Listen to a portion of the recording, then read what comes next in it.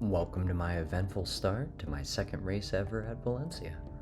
I'm gonna be quiet for now, just to let you watch, but I'll be back after you get to witness the chaos for yourself. Okay, of course I got track limits. You got track limits during the start. Unlucky. Yeah. Clear on the right. Car on the right.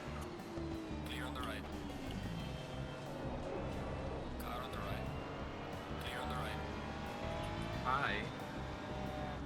Car on the right. Clear on the right. Oh God! Oh God! Whoa! Oh God! I've never seen that before. Oh my God! What is That happening? dude rolled everything. This is push up. Oh jeez! Oh wow! Go, go, go! I just want to live. Okay. Is this a Forza? I was just like the perfect camera Oh, car okay, for all the bro. chaos, Ready? man. Still crashing. What's that?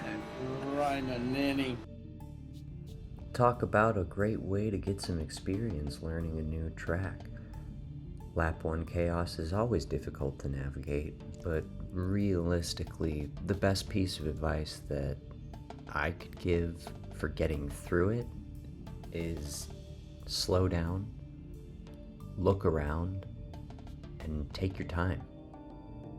Also, you kind of gotta hope that the person behind you doesn't hit you or doesn't cause another chain reaction, or you don't just happen to get caught up by a crashing car. It happens. Just be patient, take your time, look, and go slow. Honestly, go slow. Let the chaos unfold and move through the gaps. After that, I just more or less kind of went about my race here, as a lot of the people above me had been knocked to the back of the pack.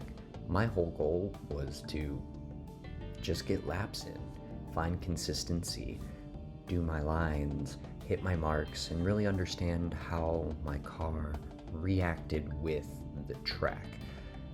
Getting comfortable and finding that rhythm really kind of helped me to start to pull away from the person behind me. But as we kind of kept going, the faster drivers did indeed start to work their way back up the pack. Now, this was something I was aware of. I knew that there were going to be faster drivers behind me. So, like I said, I took this time to really focus on my marks. Where did I want to be? Where did I want to brake? Where did I want to turn? So I could understand how to modify those for the inevitable when that faster driver came back up the pack and eventually we were going to race. Because the whole idea for me here is I can keep a faster driver behind me if I hit my marks and I know my car and where it needs to be. So as you can see, throughout this sector here, I did get a couple track limit warnings. I got a couple no warnings for time gain, but still, I was just trying to find my comfort zone and get comfortable with hitting these consistent laps and pushing faster and faster and faster. More or less waiting for our Nash, who we now see is behind and has passed Schilling, the person we drove away from, after the lap 1 chaos. So I'm aware that they are on their way and that eventually I'm going to get into a race. This really means a few things for me. One, I need to get as many good laps in as I can right now and really understand where I need to be.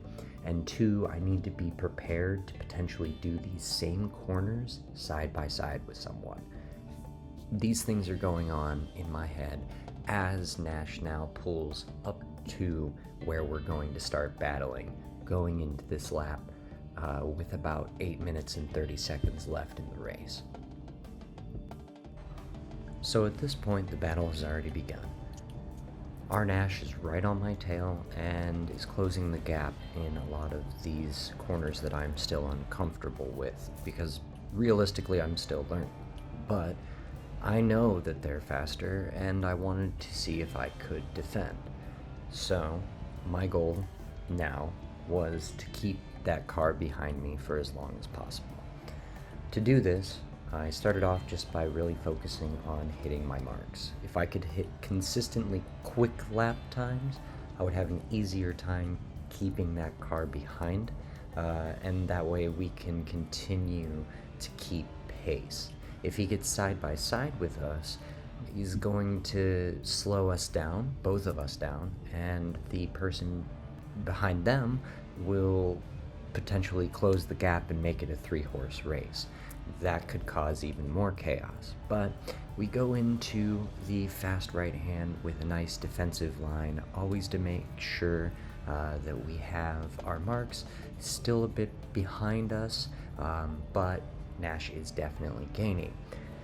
We know this. So going into T1, we need to be careful and we need to start paying attention, because as this McLaren gets closer and closer and closer, the more likely a move is going to be made. And I need to stop that move before it happens by moving over into the priority line, like Nash just tried to do there, thus forcing me wide. But I was able to stay on the side of Nash and was able to stick next to that car to where I now had the next priority.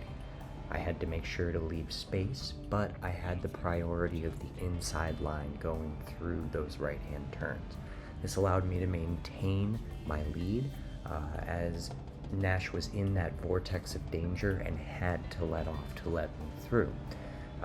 We continue on and we're still in the same position. You can see Nash once again looking for a potential move. If I had gone even slightly wide there, it was an easy pass and an easy overtake opportunity for this McLaren.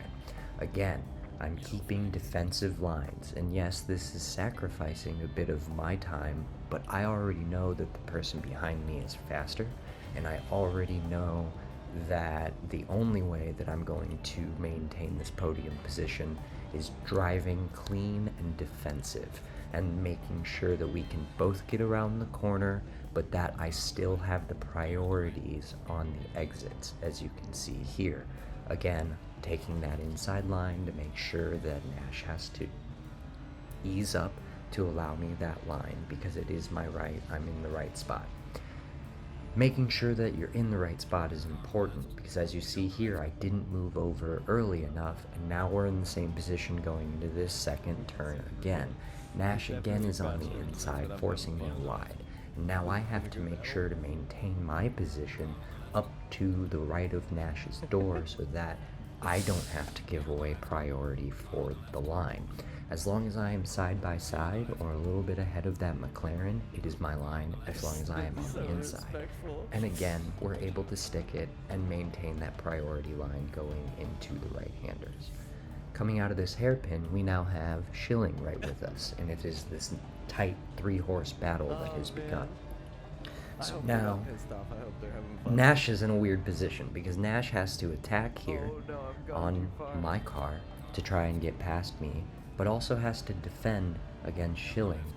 My goal is to keep both of them behind, so I'm going to once again continue going down the same stretch and doing the same things, trying to keep the priority, trying to keep the inside line, and as you see, Nash once again knows he has to respect it and move back out to the racing line to maintain the pace. Now, as we're going down into this last little bit, in this last fight, you can see Schilling just bumps Nash a little bit, unfortunately bringing an end to the wonderful multi-lap side-by-side battle. We're live. After that battle, I simply focused on my laps again, looking for my markers and really worrying about my position on the track to try and get faster and faster and faster.